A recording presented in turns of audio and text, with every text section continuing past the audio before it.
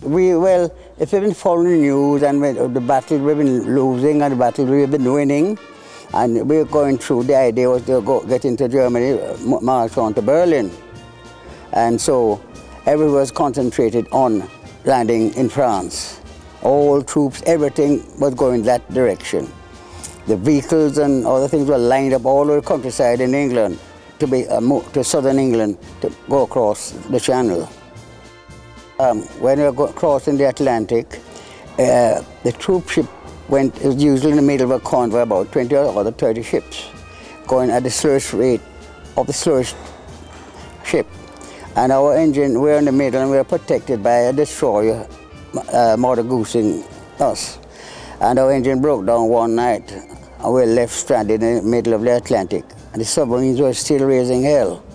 So we were just with any minute of the torpedoes come after us. Eventually, we weren't even supposed to talk because the song would travel at night. We stepped there in silence, and early morning at sunrise the engines were repaired and we eventually caught up with the submarine. That's the most frightening part. I've been in London while the bombs are falling, but you go underground. If you go to the cinema, what is interesting, you're leaving London and you go to the cinema, and then comes up on the stream that air raid is on, and you're about to get up and go to the shelter. And the Londoners there were so caught they didn't move, so you could not enjoy the rest of the movie. Coming from Jamaica, unlike the American Southern black, we had an attitude that we were there, we were superior, we were just like anybody else. And with that attitude, you're going through that way, they took care of themselves. They didn't have time to get discriminated against you, because they just found that you're not a normal being like them.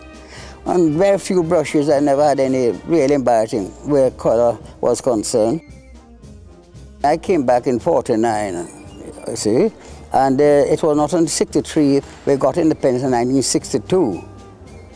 I was doing a lot of flying with the RAF. I got my own plane and flying with the flying club, and did a lot of mercy flight missions, flying blood and search for lost boats and things like that, boys in the mountain.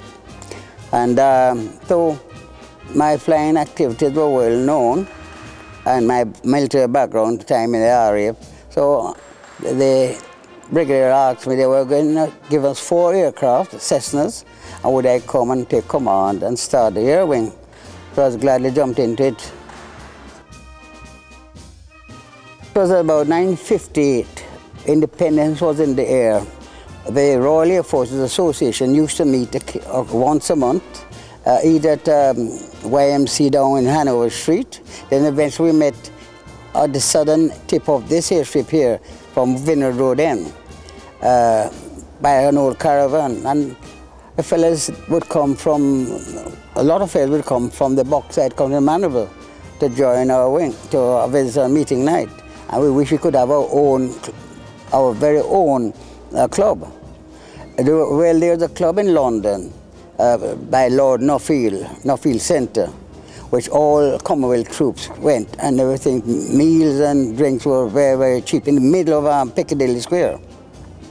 Corresponding further up the road was the American Stage-Door Canteen. So we wanted to have something like that. And I looked around, and I was then the Minister of Education. And my wife was working then in the military here. And they were giving away land, they were giving away the Children's Hospital. No, that's the military hospital, was given to them. They bottomed the barracks, Ammon Barracks, again to the police. A shop further along, a workshop further along near Kirby Place was given to them. The Rifle Club got the range across on Mount View, so I asked for a piece of land and begged him, and he said, yes, sure, you can get it for the RAF. Then when we had to make the formal application, we thought that since the Jamaica Legion was the official body, government body representing ex-servicemen from World War I and II, so we joined with them, and we got the piece of land, the first bit on which the building is built. We got that for 99 years lease at shilling a year. And then now, and I helped with the design, as you see for yourself, the design similar to what the office club, with through ventilation or things like that, accommodation for those who would come in from the country, from Mandeville, and offices generally, and entertainment hall. And there it was. Then with independence, definitely, you know, they gave us another piece, and then give us a freehold title for both pieces of land. So really, the Curfew place, we named it after Colonel Curfew, who had helped the First World War veterans.